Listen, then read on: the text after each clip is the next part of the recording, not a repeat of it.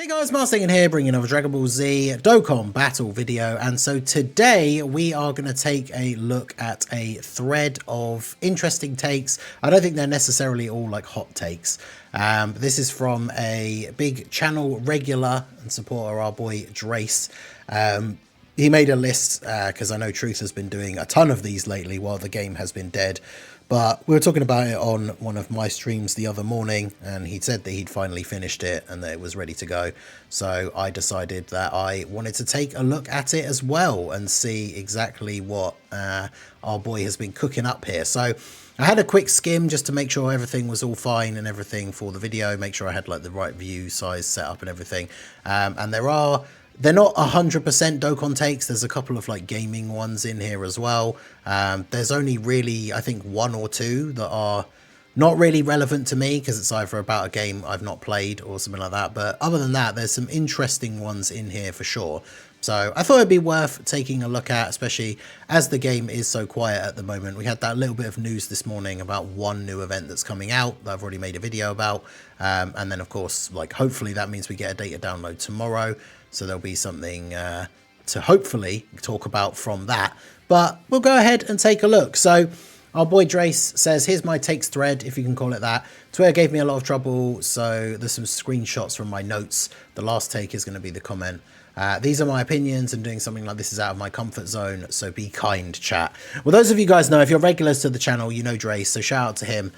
When I do these kind of videos, like I always say, like if we're talking about comments and stuff from actual people like in the community, like whether they're viewers of the channel or just people on Twitter and stuff like that, always do be courteous. If you don't agree with some of their takes or anything like that, that's all fine. You can let us know in the comments, but do be polite. Don't, you know, go to this person's Twitter and like, you know, comment horrible things on the thread or anything like that, because that just makes you a dick if you do stuff like that. But if you don't like the takes or you don't agree with them, let me know why in the comment section. I'm not saying I'm going to agree with everything necessarily, but yeah, let's all be polite to each other. That would be great on the internet, wouldn't it? So let's go ahead and jump in. So interestingly to note to start, I think there are 26 takes in total, because I believe they are all lettered as opposed to numbered. So we're going to start off with a very spicy one, which I assume is probably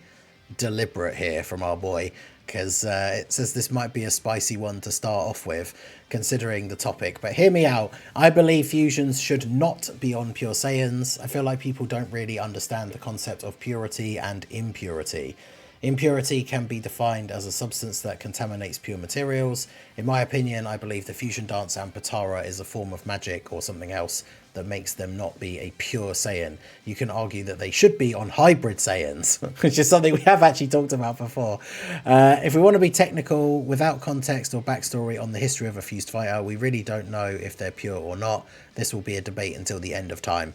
I mean, that is true, right? It's one of those, if you think that they should be on pure Saiyans and you've thought about it at all, and had these discussions with other people, you're probably not going to change your mind regardless of what anybody says.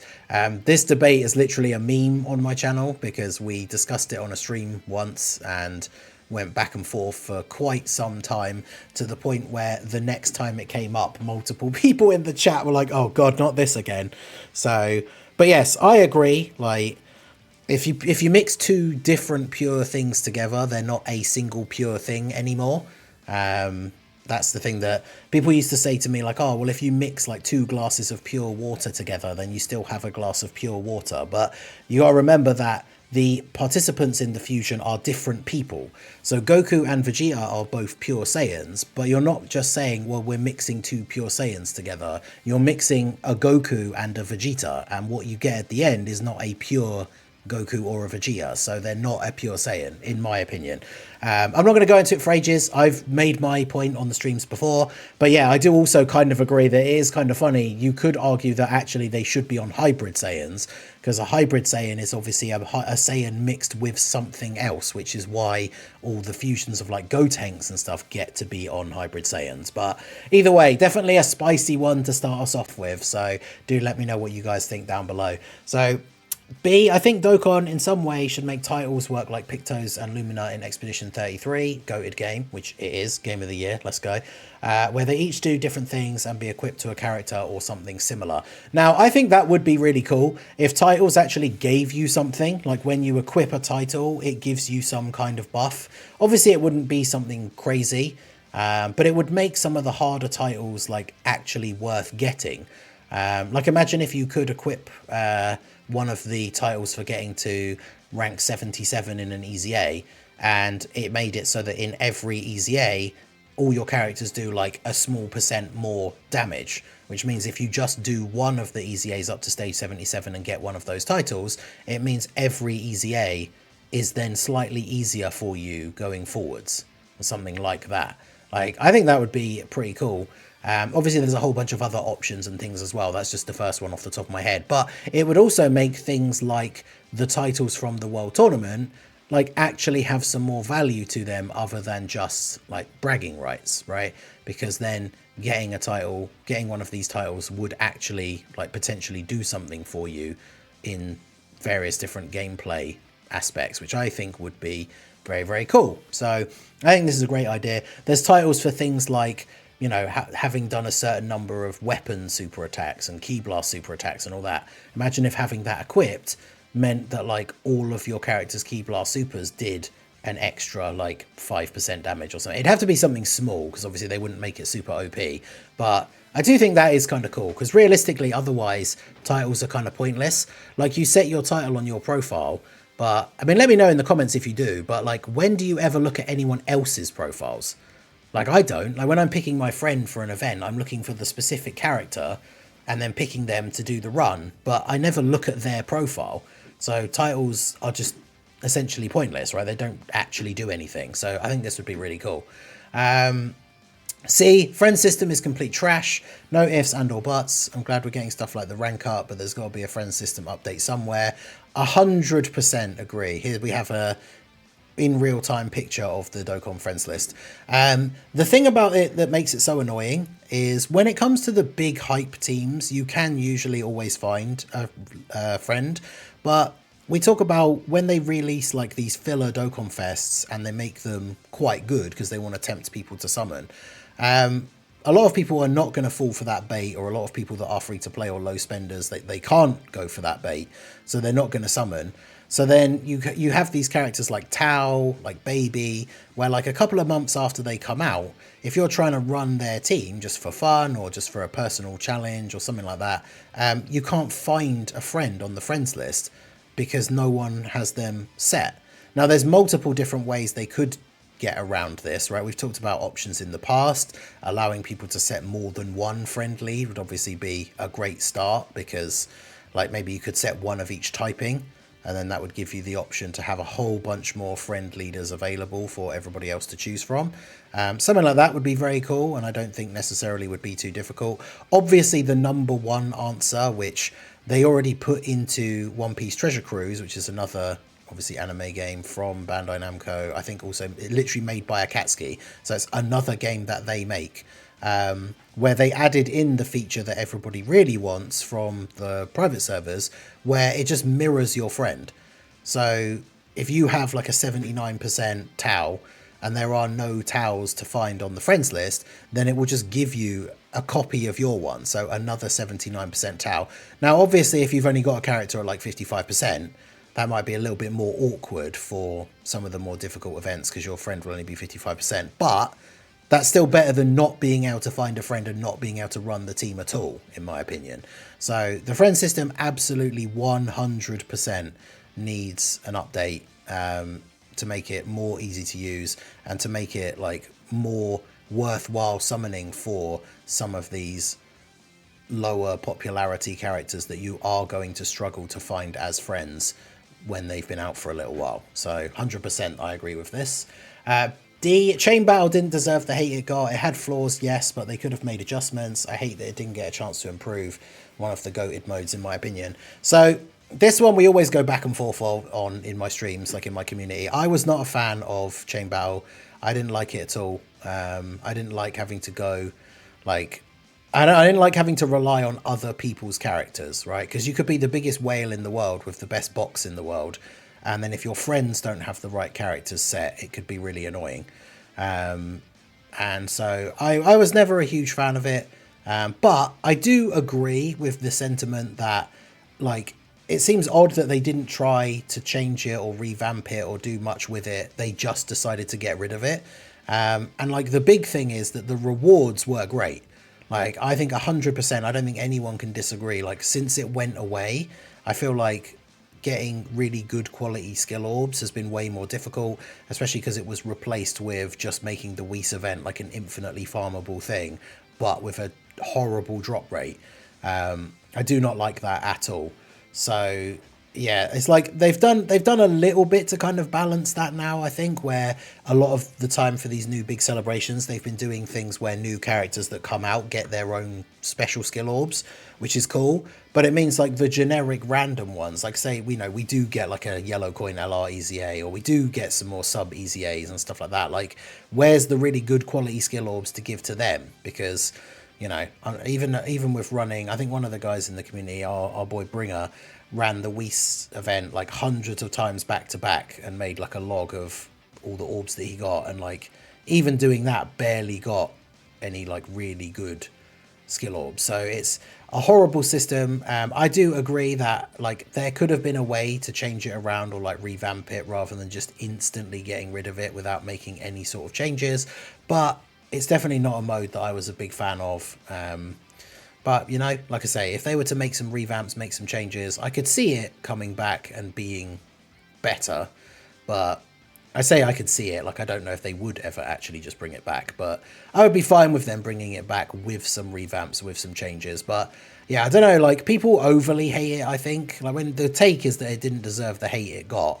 Like, I wasn't a huge fan of it at all, but I wouldn't say I hated it. I just found it annoying and tedious at times, especially depending on what the bonus category thing was, because there were some pretty horrible ones, like the World Tournament one. But yeah, I think it could have been... I think it's odd that it wasn't really, like, revamped or tweaked at all and just got immediately, like, discarded, but... There you go. So here's my tier list. So this is for the Dokkan Fest of the year. It's based on my personal preference. With the last 3 slots, I feel like you can swap them around. I'm not a fan of Super Saiyan 3 Vegeta, so he's always last for me. This is all the 2025 Dokkan Fest TURs we have so far. I feel just like we should have had a bit more. Because, yeah, we know we got Gohan, Goten, and Trunks replaced what would have been a TUR Dokkan Fest in that normal time slot. Which is kind of interesting to think that we're almost at the end of the year and we only got 8 Dokkan Fest TURs. But that just shows you, like, just how much they are doing... or pushing, and have been for a while now, LRs as like the big main celebration content. Because obviously, as someone who was playing the game when LRs first were released, like I'm used to there not being so many in the game and then being more of a rare thing. And then obviously as time went on, we just started getting more and more and more and more frequently. So looking at this list, I think it's pretty similar to the one that I made recently. I think I had Kid Goku above Hit just because Kid Goku is a Goku, so there's some extra teams and stuff he can fit on. But then Hit's team is very good because of Accelerated Battle. I do think Daima Goku is the best. A lot of people were saying that they thought Baby should be above Tao, which I'm not sure, because I personally didn't get Tao. I tried him out on the private server and everything, of course, and I think he is a very, very good unit, just with a very limited team. And, like we said with the friends list stuff, you might not even be able to find a Tao friend in some situations. So, yeah, I think I pretty much agree with this list, other than maybe, as I say, I would probably switch Kid Goku and Hit, but I can see arguments for Hit being above Kid Goku as well. So let me know what you guys think. Check out my recent tier list and do let me know. But yeah, so F is Hidden Potential needs an update. Feels like we can use more variety of builds if they did. Also get rid of the cost to change. It's not worth the 5 stones. I mean, the last part is just 100% true.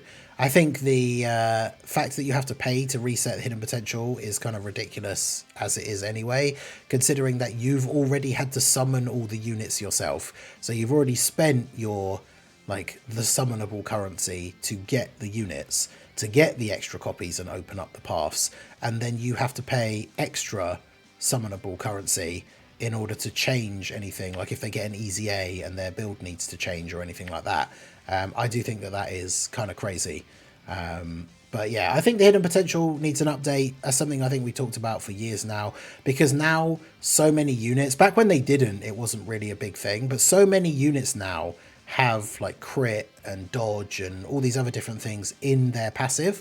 So it's funny because people complain about it a lot, and it's funny because it's something that Truth has been pushing for years and has kind of become more and more relevant. But like, so many units have come out recently where like arguably the best build for them in the hidden potential is just to give them full dodge, because they do everything else in their passive. And so like giving them a bit of extra additional or giving them an extra bit of crit in the hidden potential doesn't actually really do much for them. So I think it could definitely do with a bit of a revamp, adding in some other abilities, things like damage reduction, or I mean, I don't think they obviously don't want it to get too crazy and have people making their characters like too OP. But yeah, hidden potential definitely needs some kind of revamp. Skill orbs was just like an extra thing they kind of added in, which has just exacerbated the issue by making you able to make even more powerful builds, and adding on, I guess, like even more dodge to a character whose best build should be dodge. So yeah, I'm not really sure what the perfect way of doing it is, but I would say it definitely needs a revamp of some shape or form to freshen things up a little bit. So then we have G. We need more free-to-play units like the clones that can keep up in some difficult content. It's fun to use a free-to-play unit and watch it cook. Also, Dokkan missed an opportunity for free-to-play Gogeta clones and Shadow clones. I should put that in the next survey. Yeah, I think a lot of people, we kind of suspected that there could be a Gogeta clones team in part 2 after they did the Rosé clones in part 1. Especially because the wording of their passive was like, they got these extra buff if there was another unit who had the word clone in their name, which obviously just allows them to play off of each other. But then a lot of people were saying like, well, what if we got a bunch of Gogeta clones and then they also would have the clones like thing? So that'd be kind of interesting. But yeah, they didn't do that. But the overall take, I definitely agree with. Like, it's good when we get free-to-play units that are actually usable. Like the fact that you can still beat some difficult content of a certain amount of difficulty, I suppose, you can still beat with like the Rosé and clones team, which is cool just to have that option. I wish they would do stuff like that a bit more. But yeah, I guess it's one of those things. Maybe we'll see as the next like big celebrations come out, whether or not we do get stuff like that. But yeah, more free-to-play units more often that are actually good, I think, is definitely something that is good for the game, right? Because it gives you something to farm up, gives you an option for the slightly easier content. That's the thing, like, I don't need a free-to-play. I don't think they should do free-to-play teams that will literally steamroll every event in the game, because obviously from their own business perspective, like, why would people summon for the new summonable units if you can just beat the events of all the free-to-play characters? But like, having free-to-play units that are at least somewhat competitive and can at least slot onto teams, I think is something that we would like to see a little bit more. But obviously, let me know what you guys think down below in the comment section as well. So then we have H. I struggle to see how we are 10 years into Dokkan, almost 11, and yet people still can't read. Dokkan even made passives easier to understand, yet there are those who just outright refuse to read what's on the screen. There should be a class on how to read Dokkan. True. I mean, yeah, the number of people who, when a new unit comes out, they either underrate them, or when units are in the game, people are like, oh, this guy sucks. Like, everyone's saying he's so good, and I took him into this event and he got absolutely annihilated. And like, you know, it's someone like in the stream chat or something, and you try and like drill down into it, and it's like, okay, so what actually happened? And it's like, well, I went into like this event, like one of the hardest events in the game, and I put him in slot 1 and he got destroyed. And it's like, okay, but he's not a slot 1 unit. Like, people just don't read the passives, don't like read everything that's going on. It's a common, like, it's a generalization, because I think it's not as bad as it maybe has been before, or as bad as it could be, like, but some people definitely are misreading or misunderstanding kits and then making these big bold claims about units. But this one's more of a like tongue-in-cheek one, I think. So we have I. As we move closer to the sync, I felt like maybe the community would get a little more toxic, and I hoped it wasn't the case. However, I think it's more toxic now post-sync, especially when everyone calls everything bad. Even getting a free 10th anniversary unit, I don't understand. I mean, I never saw anyone actually say getting a free 10th anniversary unit was bad. If somebody did actually do that, I probably would be surprised. even with how at the moment with the state of the community and like people saying, oh yeah, everyone calls everything bad. I do kind of see that to a degree sometimes, but I don't think anyone and no one called getting the free like 10th anniversary unit bad. Surely, like I try to I have to refuse to believe that that happened, but if they did, or if you know someone that did, or if you think that, like, please let me know the logic behind getting a free 10th anniversary unit was bad. Like I say, I have not seen anyone say that, but I suppose it's not impossible. But yes, it's one of those things. As a global player, I was really looking forward to the sync. I think there's definitely been some issues along the way. Obviously, the release schedule is synced, but the games themselves are not fully. We still get data downloads later on global and stuff like that. So it's an interesting post-sync like world that we're in now. But I sometimes I do wonder whether it would have been better if we didn't sync, because obviously global lost that foresight, which was like the main big thing that was really good for global players. Even though for the most part you didn't really need it, like you kind of know don't summon on filler Dokkan fests, but having some foresight I think would have been helpful. Things like Daima Vegeta, he wasn't really super great on release, but like seeing how quickly he sort of fell off, I think a lot of people would have skipped summoning for him. You know, knowing that like Gohan, Goten and Trunks were going to come as like an EX LR for the GDC, people might have like saved more stones for him. But then there's other things that like wouldn't have happened. I was gonna say things like the coin issue with the GDC, where people who hadn't exchanged their coins yet, there was that whole issue and extra coins had to be given out and all this kind of stuff. Like that's the kind of thing where that would have happened on JP, but then been fixed by the time we got to global. So obviously we wouldn't have had that issue anyway, but is what it is. Yeah, so on to K. Watching Nano play through the Storm games and get invested into Naruto is really peak. He's not ready for the roller coaster in Storm 4. Yeah, so this is, I've heard about it, but like as much as I used to watch Nano's Dokkan content all the time when I first started playing the game. But I don't really watch a lot of Dokkan content anymore, especially, you know, because I spend most of my time making it and all that kind of stuff. I haven't watched any of Nano's non-Dokkan stuff for a little while, but yeah, I know he's playing through the Storm games, and crazy, it's like, I guess it's the whole gimmick of the video series, right? But he's not actually watched it, so he's seeing the story through playing the games, which is kind of wild. And, you know, there's definitely some great moments in the show, so yeah, if you're someone who likes Naruto, likes Nano, and you haven't seen it, do go check it out. So L, with the way the 10th year is looking, I'm both excited and nervous about when LR Kid Buu drops, especially if he drops during year 11. We trust Omatsu and the team, right? I mean, I feel like the general consensus of the community is that we do not trust Omatsu for the most part, but I mean, they have to know at this point, right? They have to know that LR Kid Buu is just this massive meme. So like, surely when they do eventually decide to bring him out, I feel like he has to be super crazy busted, right? They know that it's something that people have been talking about and something that people joke about and all this kind of stuff. So I feel like they know that he has to be top notch in order for people to be satisfied overall with his release. But you know, I guess we'll see. It's been a long time in the game. I mean, it is one of those things we joked about, like people talking about how, you know, we have the Daima Goku in the game before Kid Buu, or like whenever a new LR comes out, and it's like we've got LR this guy before LR Kid Buu and all this kind of stuff. I guess the big thing is it's more so about the fact that it's the LR Kid Buu that people are waiting for, because Kid Buu, we have multiple Kid Buus in the game, right? It's not like we don't have any Kid Buus and, you know, we're just waiting to finally get one. But hopefully the LR will come soon, and hopefully he will be good, but I guess we have to wait and see. Okay, so moving on to Take M. As a fan of the Universe 6 girls, I'll be extremely disappointed if another fumble happens with a new unit or EZA/Super EZA. I hate to say it, LRKL and Khalifa EZA was ass. AGLK will deserve better. Her EZA was 2023, meaning she'll have a chance to EZA. Oh, her release was in 2023.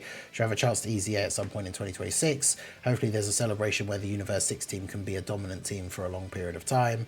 It's one of the reasons why I'm kind of glad the tag girls didn't fuse. Gives a chance for a new Kefla to be relevant if we get one during year 11.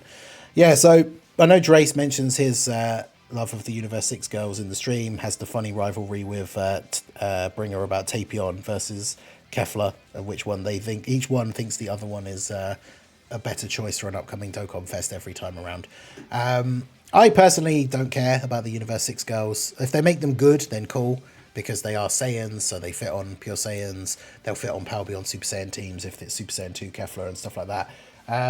But yes, I think with almost any release, I don't like it when they finally bring out new updates for a category and then they fumble them and then the team is not runnable or is not runnable for longer than like a month or two when the celebration actually happens. Obviously, like we got the Tech Kalen Caulifla Dokkan Fest EZA and they were really, really good. Hit was pretty good from the Golden Week campaign, and the Part 2 LR Kalen Caulifla were pretty good. But yeah, this is one of those things like Kale could randomly get her EZA. Her celebration wasn't particularly great. Like her release was not considered to be particularly good. So we really need a new, like, big upgrade for like Universe 6 with a bunch of stuff all being able to drop like at the same time to make that team significantly better. And have some of these EZAs. And then, you know, maybe we'll finally get that new Kefla with the art that was supposedly like leaked ages ago, and then nothing came from that for like the longest time. Maybe we will finally get a new one and get some updates for Universe 6. Like I say, I'm not like a huge fan personally, but you know, I always want Dokkan to be in a healthy state. I want the new releases to be good and teams to be usable when they release and all this kind of stuff. So hopefully they can swing it where they are releasing these things together or alongside other stuff that will give the team a proper power boost, right? So N, we have the so this one's a bit bigger. I need to change the view for this one so I can see it fully. Dokkan needs to find different ways to implement matching units with the anime. What I mean mainly refers to LR Kaioken Goku, Tech Blue Kaioken Goku. I get them losing HP reflects how Goku is in the anime is in constant pain when using it, but it's still not great. They most likely won't, but imagine if Dokkan releases a new red zone and you need a Tech Blue Kaioken Goku for a mission, but the boss also has the bomb mechanic. Not to mention there will be more versions of the Kaioken Gokus in the future with that ability, so I think finding an alternative to negate it or just not doing it would be better for these characters in the long run. Yeah, so I definitely agree with this. It's like they're basically saying that like they decided at some point, however long ago, that like all Kaioken Gokus will lose HP when he super attacks, which is thematic. And like as he says here, like we do understand why they are doing that. Like it makes sense, right? Goku's body is... I don't think it's even necessarily that he's in pain, but the idea is that it like burns through his like energy, burns through his like body essentially. So it makes sense in terms of like, I don't hate to use the word lore, but you know what I mean, like relevant to the actual like canon way that the ability works. But I agree, like I've always been someone who I'm not hugely excited about bringing characters on my team who make me lose HP either when they super or using any of their specific abilities. And it is true that it means that basically any future Kaioken Goku is also going to have that ability, and with bomb orbs and like bosses making you lose HP at the start of the turn being a big thing like that's been happening a lot recently, it does make you, I think, even less... You want to run those units even less so, because the enemy itself is already doing a ton of stuff to make you lose a load of HP. You don't need another unit on your team making you lose HP as well. Because the combo with like the bomb orbs is that like you're attacking, you're picking up orbs, which is then making you lose HP. Then you might get a little bit of like same type orb heal. But then Kaioken Goku attacking is making you lose even more HP. And so it can all add up to being quite a horrible combo. So I think it's the same thing with Lynx. They did the thing where they decided all of a sudden from the 7th year, and then they did it with the 10th year one as well, that LR Super Saiyan 4 Gogeta should actually have Saiyan Raw when the previous ones didn't. But yet they've never given like a Broly big bad bosses, even though they really should just change that and he should just have it. But here's one of those things where Dokkan seems to be set in there, like these characters have these particular abilities and links and stuff, and we're not going to change it, even though, you know, again, links like Berserker, which absolutely suck, like give Broly big bad bosses instead. But they kind of made this decision however long ago that it's like, no, Broly has Berserker as a link, he doesn't have big bad bosses, and so that's what we're stuck with. So I think them changing that up is definitely a good thing. Oh, it's crazy to think that once the 8 years EZA, we'll have a year until the 9th years are up for EZA. 2027 will be an interesting year, especially once we see what 2026 brings. Yeah, I mean, it's kind of crazy to think we're not super far away from this anniversary and the 8 years are going to EZA. And then it's like, yeah, in a year's time from then, like Beast Gohan is going to EZA. And there are some events even now where Beast Gohan can still be relevant. So the fact that he's only like a year and a bit away from getting an EZA, like, I feel like it'd be very difficult for them, unless they just barely do anything at all to him, that like once he gets his EZA, he's just going to end up being the best unit in the game again. But then they probably don't want to outshine the LRs and stuff that are going to be coming out the same celebration as him. So like, how crazy are the 12th anniversary LRs going to have to be so that Gohan isn't just straight up better than them as well, which is definitely very interesting to think about how that's all going to play out. Beast Gohan's EZA, just like, yeah, I think he's, I think he has the potential to be absolutely insane, but obviously we will have to wait and see. So then we have P. World Tournament needs a massive change. I prefer it not to exist, but obviously that can't happen with the Japanese loving it so much.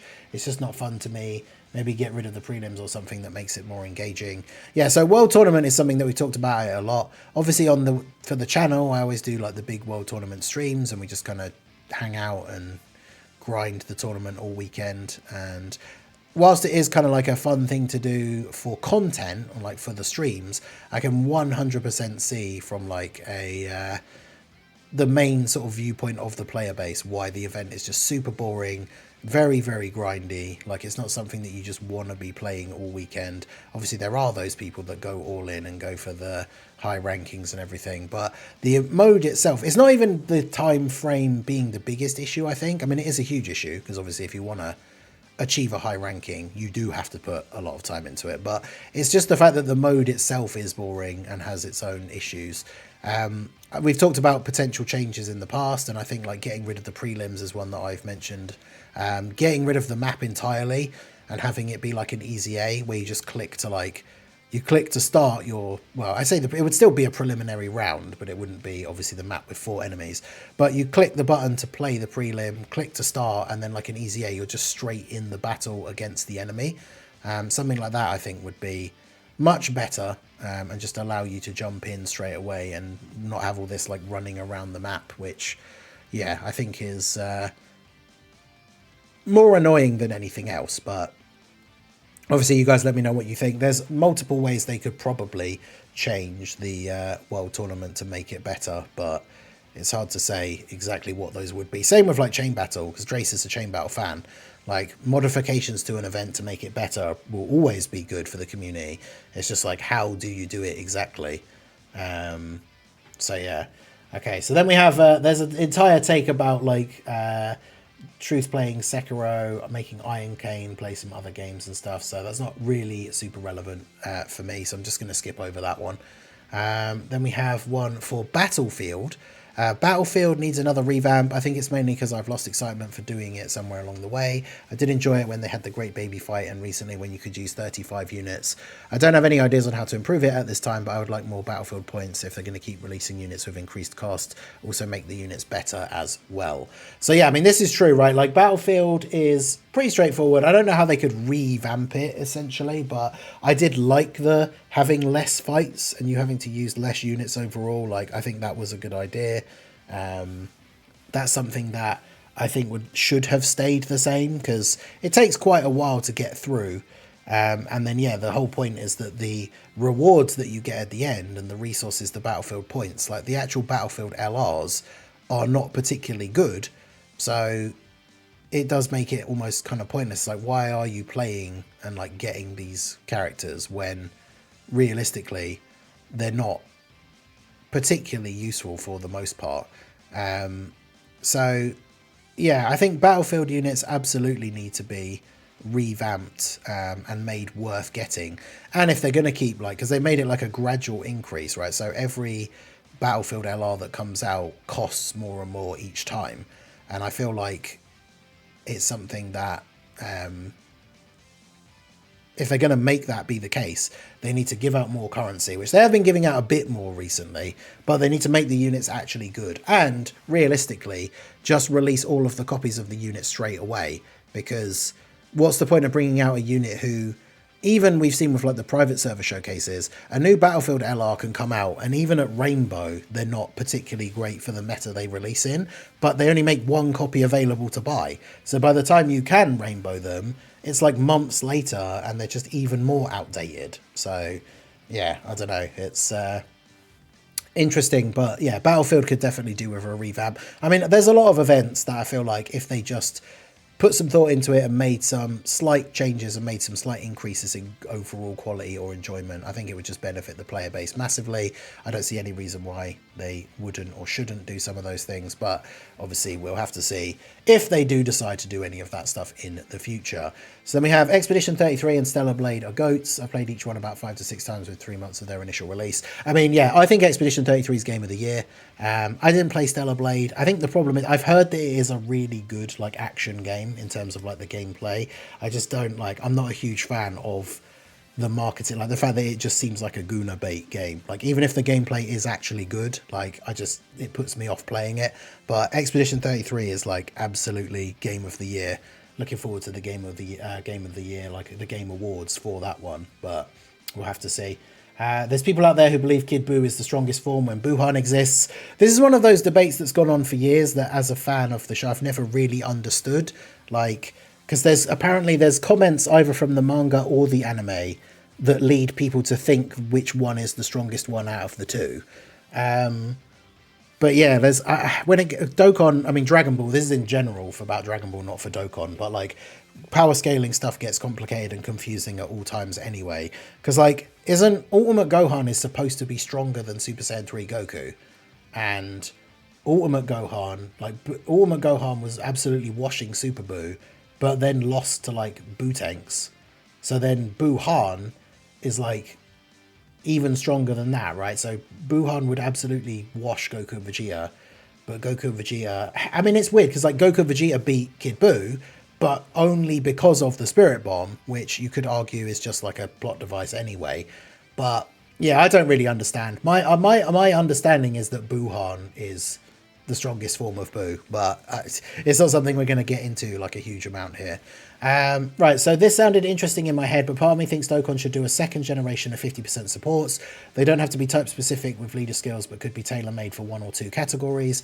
Hypothetically, if they were to do this, then I would like the units to be similar to the manga banner, where you're guaranteed at least 2 featured for 1 rotation and move them to the general pool afterwards. Basically something where they're always easy to get in a way. Yeah, because the 50% supports, like, they have come back so rarely. Have they even been back? They've been back maybe, what, once since they Easy Aid? And that feels like years ago now at this point. And obviously when it comes to mono teams, they're outdated. Even in some of the Battlefield fights now, as Battlefield has gotten slightly harder, the supports are a little bit of a liability. So I think it would be cool to see a proper wave of support units again. Mono color teams are obviously not the thing anymore. So I get this idea, which is like, bring out a bunch of units that just support a specific category, or like 1 or 2 categories. So you have like a Kid Gohan and it's like Youth or Hybrid Saiyans, and it supports like 60% attack and defense or 50% attack and defense. Do a bunch of those for all the different categories, because especially for the weaker categories, that gives you like a go-to character to want to use on that team that is then supporting the team. But they're always hit or miss when it comes to support units. We've also seen how hit or miss they can be with banner units for Dokkan Fests, who are primarily supposed to be there for supporting the new Dokkan Fest and their team. Like Daima Piccolo is very good, so we need kind of more stuff like that and more support units like that, really. But we have Leviathan boss fight is good in FF16, but I think 15's fight was way better. I can't speak on this. I haven't played any of the Final Fantasies after... what was the last single player one I played? I actually don't know. It might have been 12, which I didn't even like and didn't play for very long. I played like 11 briefly, the MMO one. Which was the... Actually, no. Did I play... Which was the one with Noctis? I can't remember. I played that one. Was that... Is that 15? I don't even remember now. But yeah. Maybe it is 15, because the FF15, like, the Leviathan fight was peak. But... I feel like the Boruto anime, if the Boruto anime started with some of the stuff it's showing in the time skip, then it wouldn't have received as much hate as it did. I think the current arc in the manga is so peak. Boruto actually has aura in the time skip. Yeah, it's weird because I never watched it because I did like Naruto, but then Boruto, they started off with like showing the time skip and then just went straight back to like Kid Boruto, and I didn't like a lot of the setup. I thought Boruto was annoying. I hated the whole idea of like after the like character arc that Naruto went through and like how we know he feels about like family and friends and stuff like that. The fact that he then just becomes like deadbeat dad who's too busy with his job to like he has to send a shadow clone to his kid's birthday party. Like watching that, it's like, nah, that's not my Naruto. So I never particularly got into Boruto at all, but let me know what you guys think down below. With Xenoverse 2, actually this one's a bit of a bigger one, so let's open this up. With Xenoverse 2 still going, I'm surprised they haven't done more collabs ever since the Bay Android 22 got a Dokkan Fest. It obviously means 21. I wanted to see Dokkan Fest exclusives of Xenoverse characters like Super Saiyan 4 Mira, new Super Saiyan 3 Bardock, even Fu, who's basically the main villain. If I'm correct, there's still a few Xenoverse units that have an EZA, so maybe there's hope. Oh yes, there's like 5 the units that actually have the Xenoverse EZA. Might be a good video idea to see if see all the potential units Dokkan could get or could have had over the course of Xenoverse's existence. I mean, there's a ton, right? Because there's that whole new thing with the update, with the DLC, with like the Power of Time Unleashed or whatever it is, like buff that Fu has been giving to characters now. There's tons of Xenoverse stuff that they could do. So obviously with it being November and us getting towards nearing the Heroes EZA stuff, I still think getting a crossover Dokkan Fest would be really cool, and they absolutely could do more Xenoverse stuff. Why Dan to Dan is a goated anime. I've heard people talk about it, but I've never seen it. I mean, if this GIF is from it, then this is like super, super random. But yeah, if it's good, let me know what you guys think down below. And then finally, Z, the orchestra that plays the theme songs for games when they announce Game of the Year will be legendary this year with GOAT OSTs from games like Expedition 33 and Death Stranding 2. I can't wait. Yeah, both of those games have absolutely fantastic OSTs. So, but there you go. So there's a list of interesting takes from Drace, some Dokkan, some just Dragon Ball, some other random stuff in there as well. Let me know what you guys think down below in the comment section. I think I do agree for the most part with most of the Dokkan ones. But yeah, let me know all your thoughts down below in the comment section. If you see a take of these like interesting threads, a thread of these interesting takes that you want me to cover, let me know in the comments or over in the Discord when you see one pop up. But yeah, these are always kind of fun to go through, especially when the game is still quiet. So let me know your thoughts down below in the comment section. So that is going to be it for the video, guys. This has been the Master Ningen. Smash that like button, subscribe to the channel if you are new. Check out the links down below, and I will see you all again soon. Have a good one.